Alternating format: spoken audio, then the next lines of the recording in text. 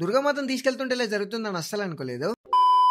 ఇంతకు మ్యాటర్ ఏంటంటే ఈ సంవత్సరం ఆ దుర్గమ్మ ఆశీస్సులతో అమ్మవారి మాలేసుకోబోతున్నా. కాబట్టి ముందు రోజు మేము అందరం ఉండే రూమ్ ని నీట్ గా క్లీన్ చేసుకున్నాం. దాని నెక్స్ట్ డే ఎర్లీ మార్నింగ్ లేసి నీట్ గా తలస్నానం చేసుకుని మాలధారణ వేసుకోవడానికి వరంగల్ భద్రకాళి టెంపుల్ కి వెళ్తున్నాం. దర్శనానికి కొంచెం లేట్ అయినా బాల త్రిపుర సుందరి దేవి రూపంలో అమ్మవారి దర్శనం మాత్రం చాలా బాగా జరిగింది. దర్శనం అయిపోగానే ఏమాత్రం లేట్ చేయకుండా అమ్మవారి మండపంలోకి తీసుకురావడానికి అందరం కలిసి వెళ్ళాం. అమ్మవారిని జాగ్రత్తగా ట్రాక్టర్ లో ఎక్కించి ఇలా స్టార్ట్ అయ్యామో లేదా ఘోరమైన వర్షం స్టార్ట్ అయిపోయింది. చాలా సేపు వర్షం తగ్గిద్దేమో అని చూసాం కానీ అస్సలు లాగలేదు. ఇంకా చేసేది ఏం లేక అంత వర్షంలో కూడా అమ్మవారికి ఘనంగా ఆగమనం చేశాము. ఈ రోజు అమ్మవారి మొదటి పూజ. బాల త్రిపుర సుందరి దేవి రూపంలో అమ్మవారు అందరికి దర్శనం ఇవ్వబోతుంది. అసలు బాల త్రిపుర సుందరి దేవి అవతారం యొక్క కథ ఏంటంటే, పూర్వం బండాసురుడు అనే ఒక రాక్షసుడు ముల్లోకాల్ని పట్టి పీడించేవాడంట. రాక్షసుడి అరాచకాలు భరించలేక దేవతలందరూ పరాశక్తి అన్న లలిత త్రిపుర సుందరి దేవిని ప్రార్థించారు. లలితాదేవి తన శక్తులతో బండాసురుని సంహరించింది. తన తండ్రి మరణాన్ని చూసిన బండాసురుడి యొక్క 30 మంది కుమారులు లలితాదేవితో యుద్ధానికి సిద్ధమయ్యారు. కానీ యుద్ధ నియమాల ప్రకారం పిల్లలతో యుద్ధం చేయడం అనేది నిషేధం. కానీ ఆ 30 మంది రాక్షస కుమారులను సంహరించకపోతే వాళ్ళు పెరిగి మరింత బలవంతులై ముల్లోకాల్ని నాశనం చేస్తారని గ్రహించిన లలితాదేవి తనలో నుండి బాల త్రిపుర సుందరి దేవిని సృష్టించింది. బాల త్రిపుర సుందరి దేవి చూడడానికి చిన్నపిల్లలా ఉన్న తనలో అపారమైన శక్తి దాగుంది. బాల త్రిపుర సుందరి దేవి తన హంసవాహనంతో యుద్ధ భూమిలోకి దిగి తన చేతిలో ఉన్న బాణంతో 30 మంది రాక్షస కుమారులను సంహరించి లోకానికి శాంతిని ప్రసాదించింది.